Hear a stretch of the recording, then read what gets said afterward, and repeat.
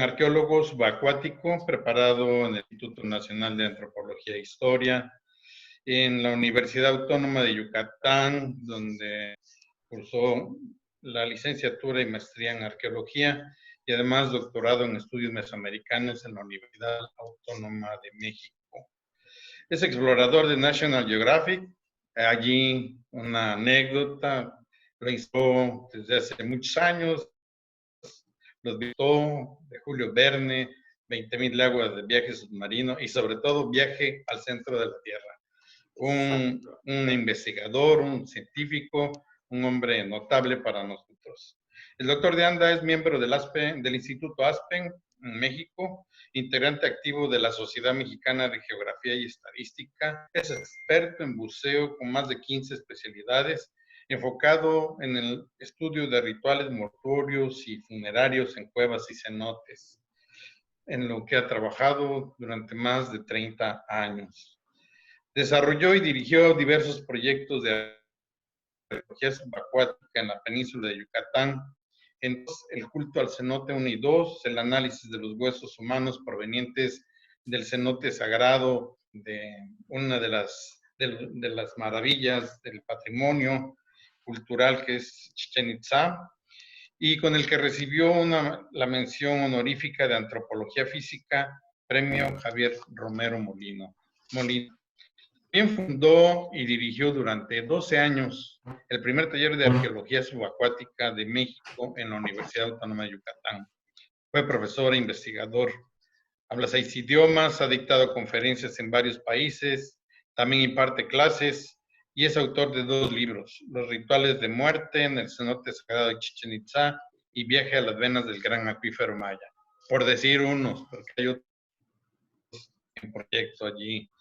Ha explorado más de 350 cuevas, cenotes, algunos días como parte de proyectos de arqueología subacuática en la península de Yucatán, como es Chichén Itzá, Sumergido y Culto al Cenote, entre otros. Actualmente colabora en la Coordinación Nacional de Arqueología del INAH como responsable de proyectos especiales de arqueología subacuática y es el director, el líder del proyecto El Gran Acuífero Maya, un proyecto multidisciplinario de exploración del subsuelo en la península de Yucatán. Valga decir que es uno de los acuíferos más importantes, de las reservas en agua más importantes que hay en nuestro país, que busca comprender la relación del ser humano con el acuífero y el medio ambiente. Su objetivo es la conservación del acuífero, patrimonio cultural de la península de Yucatán, a través de la exploración, la educación y la divulgación científica, un tema que se le da muy fácil a don Memo. Y además es importante mencionar que es un gran innovador porque ha echado mano de tecnología de punta para evidencias de estos hallazgos y viajes y exploración en el subsuelo de nuestra península. Bienvenido, muchas gracias. Muchísimas gracias, licenciado Hernán. Le recordamos a nuestro público que nos está siguiendo que pueden realizar sus preguntas a través de nuestra transmisión en vivo. Ahora sí, quienes estamos en esta transmisión, les agradecería que cerramos los micrófonos y apagamos nuestra cámara. Y ahora sí, Guillermo, adelante. Todo el escenario virtual es tuyo. Muchísimas gracias, mi querido Roberto. Bueno, pues antes que nada también quiero yo ofrecer una disculpa porque esa falla técnica se originó aquí mismo. Entonces, bueno, pues espero que ahora fluya todo muy bien. Y pues estoy aquí muy contento, como ya habíamos comentado. Gracias, Hernán, por esa enorme presentación. Te lo agradezco mucho. Bueno, pues antes que nada, ¿por qué estudiar cuevas? La fascinación del hombre por las cuevas nos viene de miles y miles de años, desde el Pleistoceno, en donde se desarrollan las primeras formas de arte en las cuevas. Las cuevas siempre han sido fascinantes, atrayentes, intrigantes para los seres humanos. Y es por eso que nos vemos de alguna manera atraídos por ellas. En mi caso, el caso servidor, pues desde muy joven, desde muy niño, empecé por esta atracción. déjenme platicarles que para términos de nuestra conferencia y para términos de nuestra investigación, nosotros llamamos cueva, como lo hacían los antiguos mayas, a las cuevas secas, como pueden ver ustedes, a los cenotes y a las oquedades artificiales hechas por los antiguos mayas, en este caso, ya que centraremos nuestra plática en esa fascinante civilización, en esta fascinante cultura. Pero los mayas no han sido los únicos atraídos, como sabemos, hacia las cuevas. Las cuevas han atraído a todas las civilizaciones del mundo. Mesoamérica, México no es la excepción. Pues, por ejemplo, Teotihuacán, todos sabemos que esta enorme pirámide, la pirámide del Sol, ahora sabemos que también pirámide de la Luna e incluso debajo de la Ciudadela, se construyeron cuevas artificiales y sobre ellas estos enormes, fantásticos monumentos. Chiapas, Palenque, Pacal, su morada final es una cueva artificial construida sobre un acueducto. Como esto tenemos ejemplos en la arquitectura de todos lados en Mesoamérica, Chicaná, en donde no había una cueva, la construían así de sagradas, de importantes en su cosmovisión, en su forma de percibir el mundo, eran las cuevas, Toniná, Hormiguero, Malinalco en el centro de México, la Casa de las Águilas, que no es más que la representación de una cueva, Ekbalam, aquí en nuestra zona, la tumba de Uquicanletoc, importante rey que construyó lo que hoy conocemos como la Acrópolis en Ekbalam, pues mandó a hacer su tumba en la forma de la entrada de una cueva, precisamente. Tenemos ejemplos extraordinarios también en Xochicalco, cuevas que son modificadas y utilizadas incluso como observatorios astronómicos. En la iconografía tenemos muy tempranas manifestaciones como esta de San Bartolo en Guatemala, en donde se ve un personaje femenino bellísimamente dibujado, rodeado por una serpiente emplumada que representa la entrada a una cueva.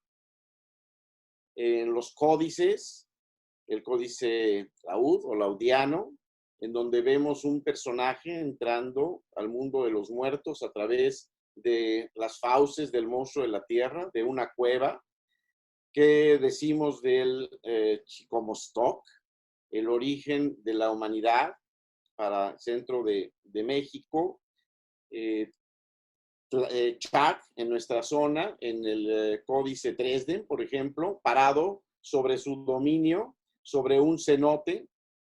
Esta magnífica litografía, que es por todos conocida, de Catherwood, en Bolonchen, Oshtangumbinchunan, una cueva maravillosa, en donde captan un momento según describen, una gran sequía, y en donde hay una enorme escalera, esto es en el siglo XIX, y están obteniendo o tratando de obtener agua de este sitio.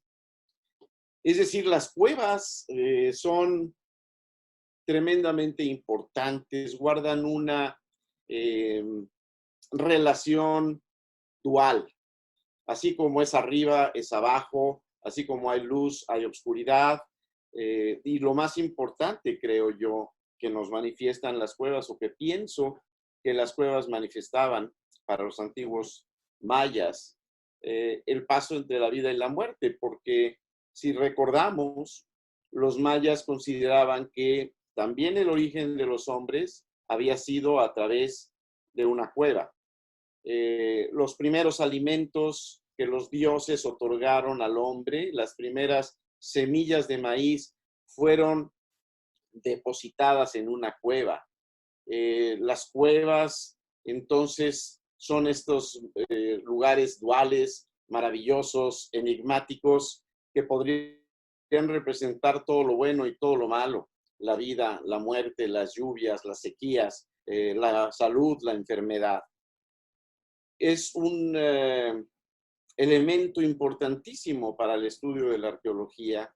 Y en el caso de nuestra área, y como les decía, consideramos en el proyecto Gran Acuífero Maya, adquirimos una mentalidad maya, por así decirlo, y entonces reconocemos tanto para el simbolismo, los estudios simbólicos, para la investigación y para nuestro trabajo en general, el nombre cueva, tal y como los mayas lo hacían, aunque tenían diferentes acepciones, pero simbólicamente para ellos el nombre cueva era lo mismo para la cueva seca, para la cueva inundada, para el cenote. Por eso es que nosotros decimos que platicaremos acerca de las grandes crisis a través de entender y conocer las cuevas, estudiarlas, entrar a ellas. Yo me pregunto entonces si las cuevas son tan importantes, si las cuevas representaban todo esto, ¿por qué las cuevas fueron desdeñadas durante mucho tiempo, incluso por los estudios arqueológicos? Habría como una cuestión en los sitios arqueológicos, bueno, allí está la cueva, pero era como un obstáculo para continuar con la investigación, nunca había presupuesto, no se les daba la importancia que merecían, y de alguna manera creo yo que se subestimaban. Ahora sabemos que es gracias a las cuevas en el área maya que tenemos información que de otra manera jamás habríamos obtenido. Información, materiales que no se hubieran preservado en la superficie. Es en los años 50, a través de los estudios arqueológicos de un gran arqueólogo mayista, el doctor William Andrews IV, que se intenta empezar a hacer una arqueología subacuática con todas las de la ley. Trata incluso el doctor Andrews de hacer una retícula, es decir, de plantar una serie de cuadrángulos para poder clasificar el fondo y los materiales que en ellos encontraron. Hace poco, 3 años, tuvimos la oportunidad de regresar a Sivichaltún, que es en donde el doctor Andrews llevó a cabo su trabajo, a este cenote, al cenote Ixtlacá, y me encontré con sorpresa, con una gran sorpresa, pues rasgos que yo considero de arqueología histórica. Encontré algunas de las estacas que habían plantado los buzos del doctor Andrews. Andrews intentó hacer esta arqueología científica, aunque se vio subyugado por el espíritu de aventura que representaba el cenote, el buceo, y tenemos cosas como la que estamos viendo en la pantalla, que si bien es una fotografía icónica, maravillosa de Louis Marden, uno de los grandes fotógrafos de National Geographic, pues los arqueólogos que lo vemos con cierto asombro y pues con una medida de, no, esto no se debe hacer. Ahí se está perdiendo una gran cantidad de información, de hecho se perdió. Y se sacrificó una vez más el sensacionalismo, la forma de llegar a la gente, lo cual fue bueno, a través de este mundo misterioso que representaban los cenotes. Y esta foto habla millones de palabras al respecto. Sin embargo, no es la mejor forma de hacer arqueología, y sin embargo también el doctor Andrews nos dejó este legado de empezar a intentar hacerlo. Hace pocos años se empezó a poner incluso de moda la exploración de cuevas, cenotes. Cuando yo inicié en esto, y pues esto solo va a hablar de mi edad, desgraciadamente, cuando yo empecé en esto éramos un puñado de buceadores de cuevas. Estoy hablando de hace más de 35 años. Y pues nos preguntaban que si estábamos locos por entrar a estos sitios. En realidad, pues sí, es una locura, es una buena locura poder entrar a estos lugares y encontrar lo que encontramos. Ahora tenemos muchos grupos de diferentes de exploración, algunos muy formales, algunos no tanto. Investigadores profesionales, investigadores amateurs. Esto ha contribuido, sí, ha contribuido, no lo podemos negar, aunque hay algunas veces en los que hemos perdido información de estos contextos. Por eso es que también a través de esta plática quiero mandar un mensaje. Las cuevas nos dan información valiosa.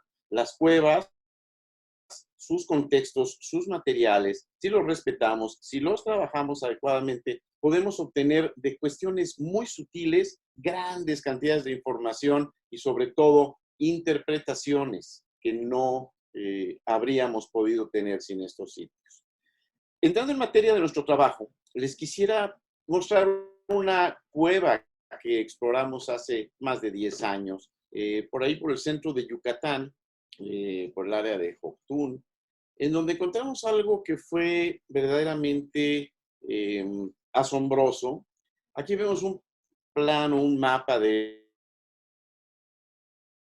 antropología, de tener con una estación total un buen plano del sitio. Lo que sucede con este lugar es que es fantástico, porque uno entra a una cueva seca, como ustedes ven, hay un camino blanco, un sacbé. De hecho, este es el único sacbé que conocemos dentro de una cueva en el área maya. Bueno, los sacbés son mayas.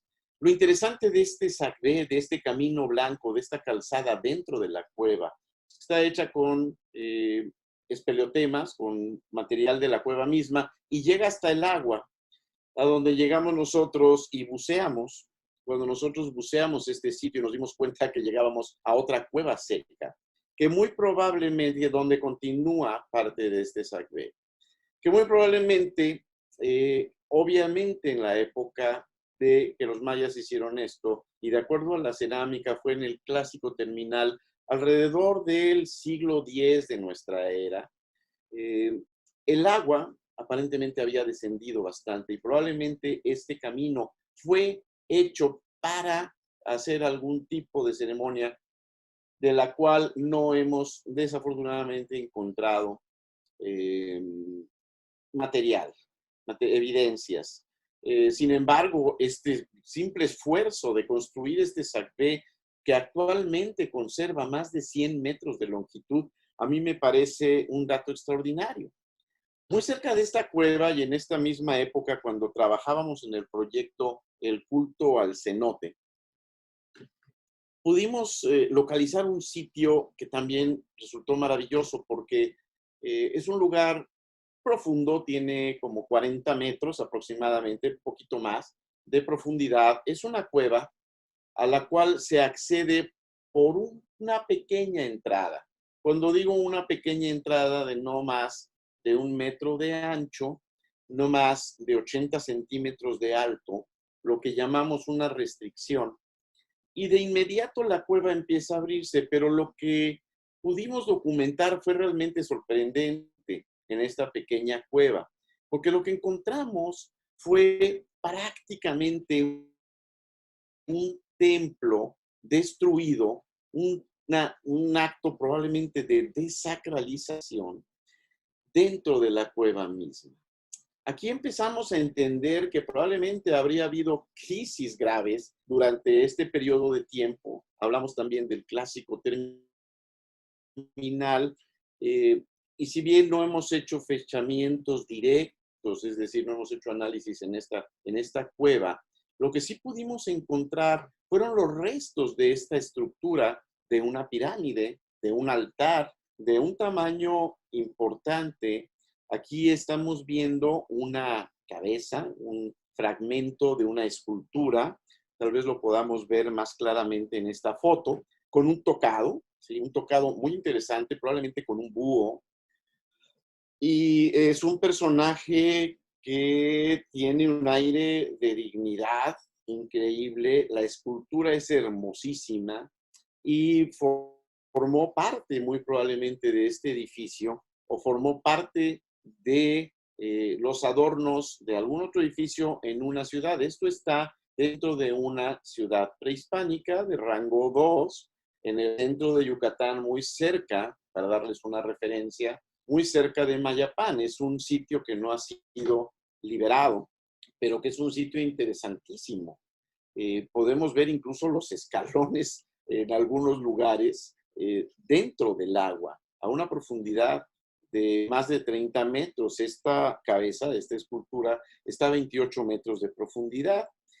Es el único lugar donde hemos tenido la oportunidad de encontrar un glifo maya, una fecha. Esto es la fecha 3 Imish. Y de acuerdo con Dave Stewart, un gran investigador y buen amigo, colega del proyecto, esto es una fecha por la grafía, por el estilo del clásico terminal, precisamente. Como ven, hay una gran cantidad de escombro alrededor. Esto es debajo del agua. Esto es a través de una pequeña abertura. Parte de esto lo publicamos hace años, en el 2004, en la revista Archaeology Magazine, en donde pueden verse algo. Eso es parte de esto nada más. Y estamos a punto de publicar un libro con el Aspen Institute, en donde vamos a dar mucho más detalle de esta y de algunas cuevas. Aquí parece ser que hubo también pues algunas manifestaciones de violencia en la iconografía de esta estructura, que nuestra especulación es que estaba en la orilla del cenote, estaba exactamente ya dentro de la cueva y fue destruida por un acto violento, por alguna crisis de guerra que no hemos podido dilucidar entre quiénes fue, es decir, entre esta ciudad y quién más. Aquí vemos, por ejemplo, fragmentos de otra escultura, una escultura de un personaje que está haciendo por los cabellos una cabeza decapitada. Otro elemento que después de algunos años resultó muy importante para nuestras investigaciones fue este fragmento de espeleotema, un fragmento de estalactita, pues de una formación de la cueva misma probablemente, que tiene huellas de haber sido trabajada. Tiene una base, probablemente estuvo colocada en algún pedestal o en alguna estructura, en algún altar, cosa que es común. Sobre todo, por ejemplo, aquí en nuestro estado, hay una gran cantidad de cuevas con altares, con espeleotemas, con estalactitas. Roberto dio a conocer algo parecido hace poco tiempo. Y bueno, es algo bien importante porque estos espeleotemas están manifestando, están representando algo muy poderoso, están manifestando la fertilidad de la tierra, están manifestando vida, probablemente, están manifestando muchas cosas. Y lo vemos este fragmento de espeleotema debajo del agua. Este está a una profundidad no muy grande, de unos 12 metros, más o menos. Hablando de ciudades, y ahora vamos a hacer una conexión un poco más tarde con este estalactita que les enseñé, o estalagmita. Chichén Itzá.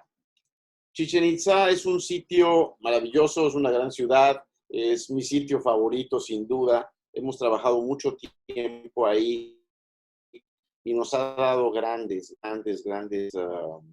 recursos de información para nuestra investigación. No podemos dejar de hablar del cenote sagrado, la ofrenda más importante en una cueva en Mesoamérica, la más rica, en donde había incluso pues, el único lugar en el área maya donde se encontró oro. Había mucha tumbaga, que es una aleación entre cobre y oro, digamos un oro más rebajado, pero hay algunos elementos de oro puro, como los que estamos viendo ahora, que se rescataron. Hay figuras de hule, jade, cerámica y una gran cantidad de individuos depositados en esta increíble cueva. En este cenote que supuestamente es el cenote ritual de Chichén Itzá. Seguramente han oído muchas veces, el cenote sagrado era el cenote ritual y el Ixtolok, que es el que estamos viendo en esta foto, era el cenote donde se obtenía agua. Un colega muy querido incluso escribió que ahí se lavaba la ropa, cosa con la cual no estoy de acuerdo. Creo que los cenotes, y esto lo hemos visto, esto se manifiesta a través de las ceremonias de los mayas modernos, cuando un shmen, cuando un hombre sabio, un especialista ritual, hace un ritual en una zona, él invoca por nombre a todos los cenotes y todas las cuevas que están en un cierto radio alrededor del sitio donde se lleva a cabo la ceremonia, porque no hacerlo sería un insulto para las deidades específicas de cada uno de estos sitios. Es muy importante entender que para los antiguos mayas todos los cenotes tenían un grado muy importante de sacralidad. Todos eran sagrados, aunque fueran también utilizados para obtener agua en ellos o para funciones prácticas de todos los días. Estos lugares eran lugares importantes y sagrados. En cuanto al Ixtoló, que hemos buceado y que de alguna manera, pues desgraciadamente no hemos podido ver absolutamente nada en esa agua como chocolate, pero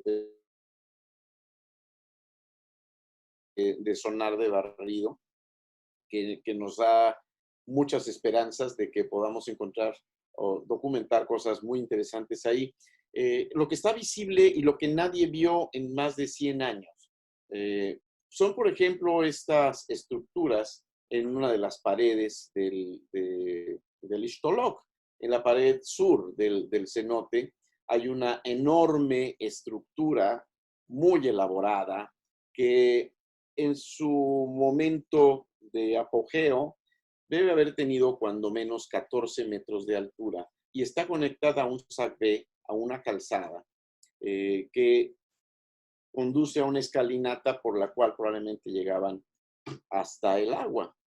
No solamente esto, tal vez también habrán escuchado, esto lo publicamos el año pasado, en las paredes del Ixtoló hay 2 cuevas, una de ellas muy larga, que es la que estamos viendo, y se consideraba una sascadera, es decir, un lugar a donde se iba a obtener material para construcción, que era importantísimo, ¿no? Este sascav, esta especie de cal, ¿no? Es una cal que era usada para una serie de actividades de la construcción.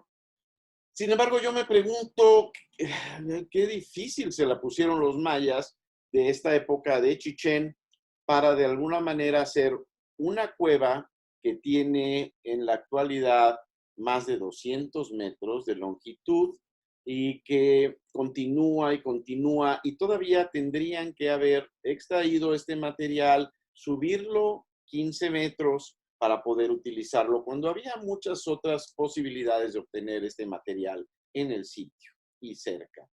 Lo que nosotros pensamos es que estas son cuevas que están construyendo, como yo mencionaba en un principio, por el carácter sacro de estos sitios. Y ellos construyen una cueva donde de alguna manera la necesitaban. Otro caso interesantísimo es el del cenote Joltún. El cenote Joltún está dentro del sitio de Chichén, lo hemos estudiado mucho, está al oeste del castillo, y cuando digo al oeste es que está exactamente al oeste, está a 2 kilómetros al oeste del castillo, pero dentro de la poligonal del sitio.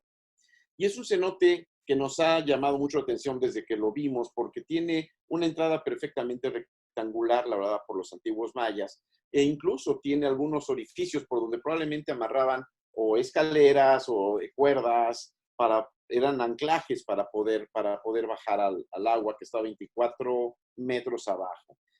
Este cenote nos llamó poderosamente la atención porque este es uno de los lugares donde pensamos que se manifiesta precisamente este entendimiento de que las cuevas nos dicen acerca de las crisis. Sí, es un cenote muy bello, es un cenote maravilloso que tiene un fenómeno de luz 2 veces al año, totalmente simbólico, totalmente provocado por precisamente esa construcción rectangular de la entrada que los mayas diseñaron de esa manera.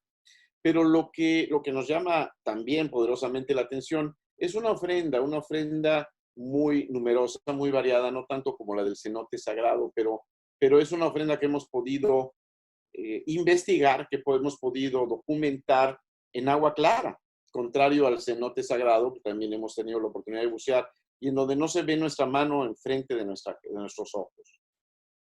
Este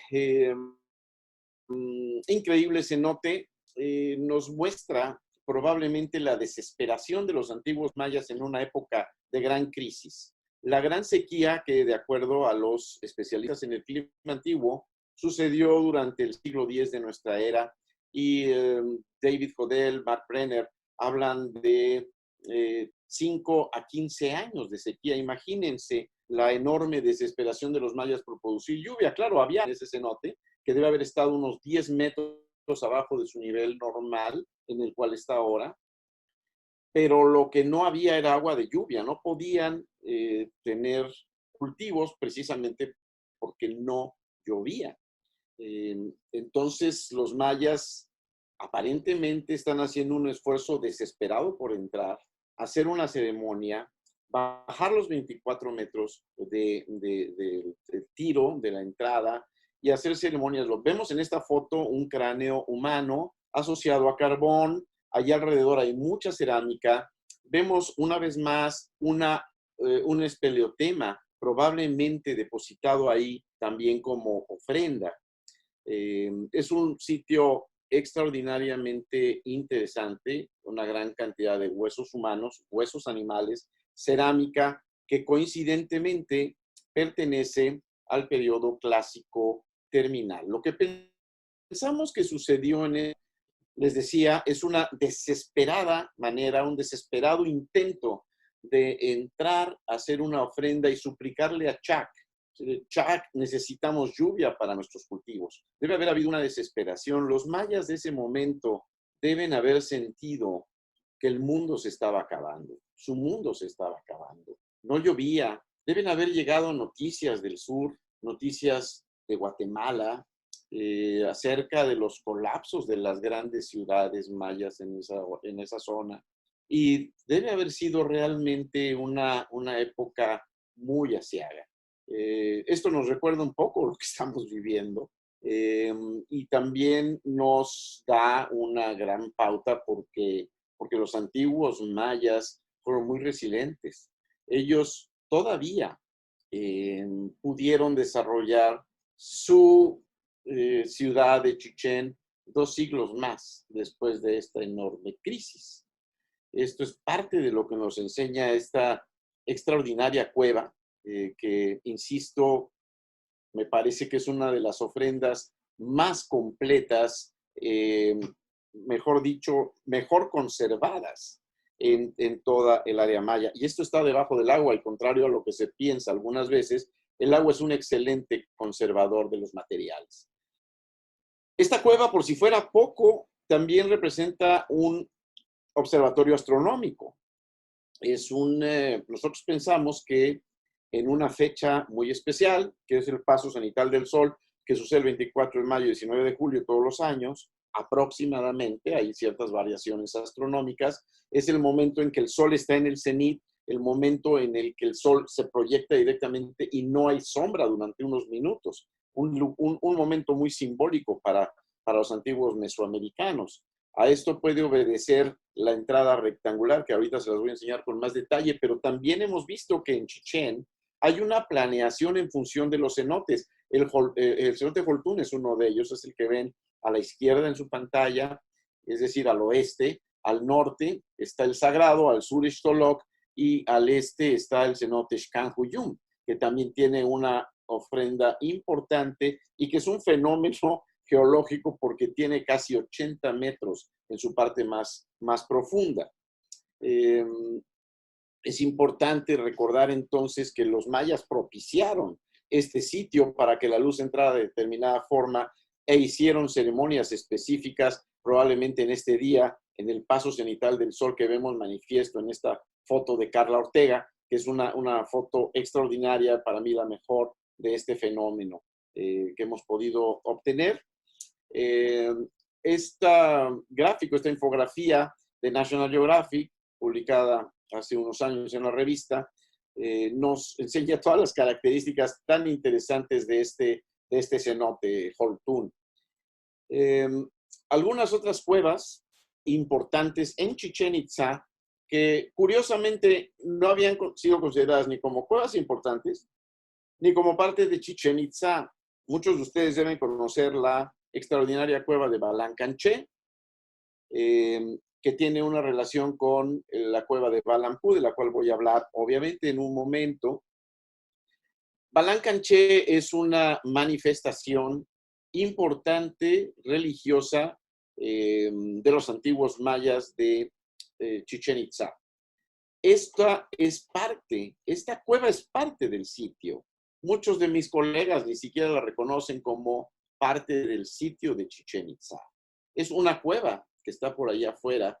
Esta cueva fue importantísima y esta cueva nos está dando datos muy interesantes. Tenemos ya una fecha que obtuvimos el año pasado en nuestro proyecto a través de fragmentos de carbón que nos dice que una pared que fue usada para sellar el sitio fue construida en el preclásico tardío. Es decir, hay ocupación en esta cueva y en la zona de Chichén desde hace mucho más tiempo del que habíamos supuesto. Una cueva hermana muy cercana a Balan Canché, que Balampú, que se trata de la cueva Balampú. Esta cueva Balampú es todo un fenómeno. Balampú fue sellada hace cuando menos 1000 años en el clásico terminal por los antiguos mayas o probablemente por algún grupo enemigo a Chichén Itzá. Y aquí es donde vuelve a ser recurrente el nombre de mi plática, estas grandes crisis que se manifiestan en las cuevas. Las cuevas nos dan dos cosas muy importantes, entre muchas más. La fecha de inicio de un sitio, la fecha de interacción de un sitio con ella nos da el inicio de de esta ciudad y la fecha de terminación de un sitio. Esto es manifiesto en las cuevas y Balampú parece estarnos dando este dato de manera muy clara. Este grupo de campesinos que ven ustedes ahí, entre los que está don Esteban Mazón, mi amigo y descubridor de esta cueva hace casi 60 años. Era un niño. Descubre la cueva porque está buscando agua para su padre, para hacer la ceremonia del Sujuy Ha, es decir, el agua sagrada de la cueva, para poder hacer una petición de lluvia, un chachak. Y entonces este niño empieza a escarbar y escarbar y escarbar y tarda muchos días hasta que llega una pequeña aperturita. Entra por ahí, le llama a su padre porque él está buscando agua, para una forma más fácil de obtener agua para el padre. El padre entra con él y con su hermano, Mariano, y encuentran este maravilloso lugar, este sitio maravilloso que nosotros reencontramos por casualidad. Aunque cuando lo reencontramos, mucha gente nos dijo que ya sabían y que ya se sabía y que ahí estaba. Hombre, ¿por qué no nos dijeron antes? Para poder tener toda esta información maravillosa de Balampú. Balampú fue sellada hace casi 60 años por el arqueólogo Víctor Segovia. Este niño, Esteban, y su padre avisaron a Lina, de hecho, a la gente de Chichén Itzá. Y pues había muy pocos arqueólogos en esta época y entre ellos estaba don Víctor Segovia. Y don Víctor llegó a la cueva, no sabemos a qué grado, documenta. El caso es que nos platica don Esteban, que vivió todo esto, que Víctor Segovia de pronto dijo, vamos a sellar esta cueva para siempre. La cueva duró abierta 2 meses, ya tenemos esta referencia muy clara, y fue sellada hasta que nosotros, buscando un conducto de agua en el Cenote Canjoyum y un paso hacia probablemente el sitio, aunque era un tiro muy largo, encontramos esta cueva increíble. Es muy pequeña la entrada, como ven, unos 50 centímetros de altura. Es difícil, hay que caminar, hay que acceder hincado, arrastrándose prácticamente por si ustedes ven en la foto de abajo, hay una gran cantidad de piedras que no pertenecen originalmente a esa cueva. Esto, obviamente, hubo un sellado intencional por los antiguos mayas. Lo que se nota aquí es que este sellado fue muy violento.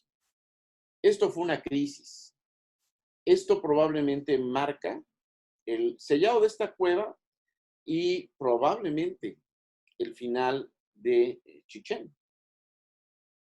Pensamos que algún grupo contrario pudo haber sellado esta cueva, que ya vimos al principio de mi plática, las cuevas representan lo más sagrado, lo más importante, lo más, el sanctum sanctorum de una civilización mesoamericana. El destruirla, sellarla, es un acto, aparte de una gran afrenta, es un acto de desmoralización tremenda para un lugar, para un sitio.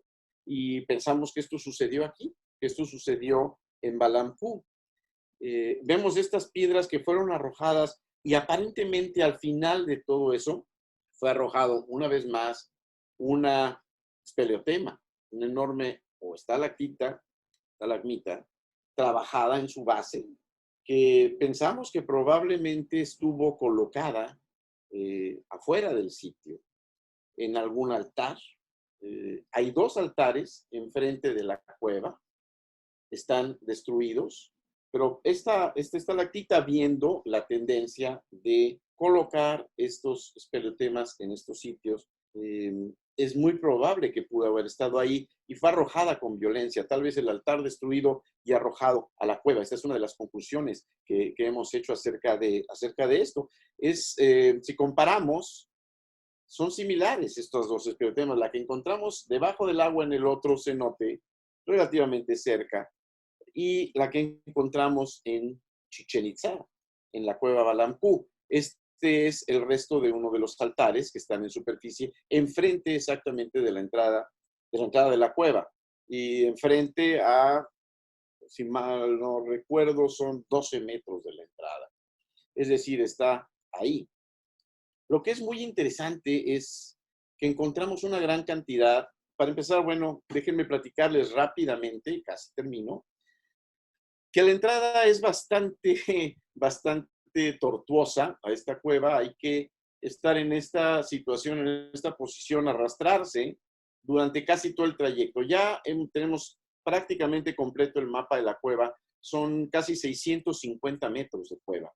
Y en ella encontramos una cantidad importante de materiales arqueológicos en un extraordinario estado de preservación, salvo algunas roturas que no nos parecen lógicas.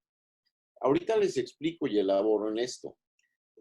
Algunas de ellas, obviamente, deben haber sido por efecto de alguna piedra o algo que de manera natural cayó.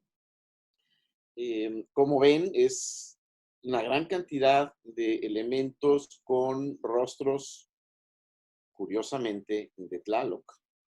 Estamos en el corazón de la civilización maya, Chichén Itzá, uno de los puntos vitales de la civilización maya, y encontramos un dios extranjero.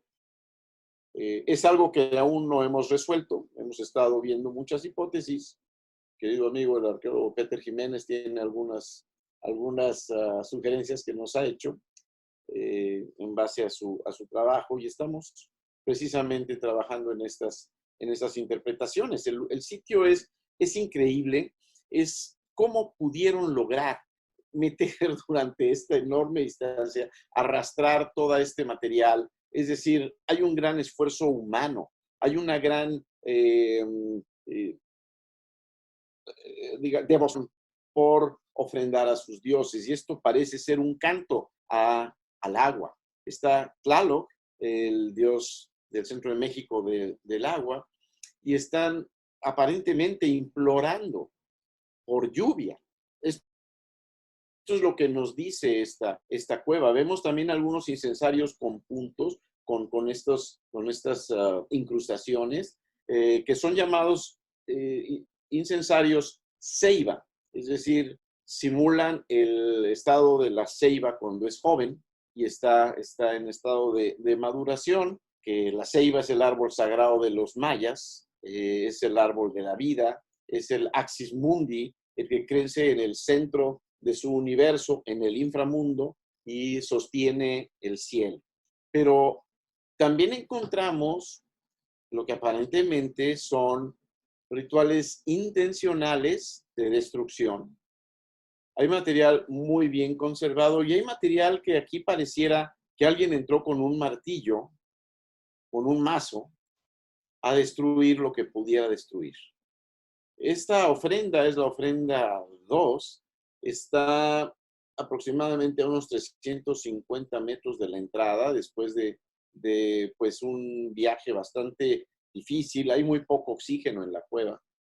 Se dificulta y todavía alguien en el pasado, de acuerdo a la pátina que nos dan estos elementos, entró, o varias personas entraron y destruyeron intencionalmente esto. Los antiguos mayas, los mesoamericanos, tenían también un ritual de matado. Es decir, ellos mataban también los objetos, los sacrificaban el espíritu del objeto. Esto no parece ser un matado ritual, esto más bien parece ser un acto de desacralización más sacros en el lugar más sagrado de Chichén Itzá. Esto es lo que nos está diciendo esta cueva acerca de estas crisis. Nos queda todavía mucho trabajo por hacer. Hemos ya realizado algunos muestreos de carbón que nos han arrojado fechas de 890, 920 y 1010. Es decir, un periodo prácticamente de 200 años de utilización de esta cueva. Está en proceso mucha más investigación, muchos más análisis. Estamos haciendo análisis de paleoetnobotánica, tenemos algunos resultados de algunas semillas, de polen, que pronto daremos a conocer para entender cuál era el clima prevaleciente en la época en la que, sobre todo, en la época en la que se sella Balamkú.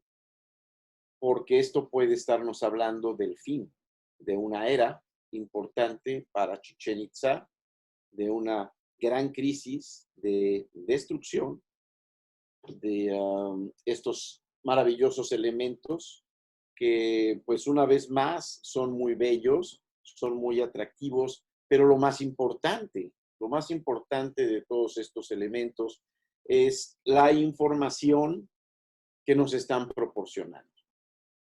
Es decir, aquí podemos obtener información de las crisis, podemos obtener información de los momentos de esplendor también, podemos obtener información de las formas de vida. Cabe mencionar que el elemento o uno de los elementos más importantes para determinar cuál fue la forma de vida son precisamente los restos mortuorios, que desafortunadamente en Balamkú aún no hemos encontrado en la forma en que normalmente quisiéramos hacerlo, como en el cenote sagrado, como Hortún. Hemos encontrado aquí pequeños fragmentos de hueso que, insisto, están siendo analizados, pero lo que podemos aprender de una cueva es enorme, sobre todo una cueva como esta, que ha sido mantenida, respetada durante un gran periodo de tiempo y que prácticamente es un fragmento del tiempo detenido que nos da una enorme oportunidad a los arqueólogos de entender qué fue lo que sucedió en una civilización o en una gran ciudad como Chichén Itzá.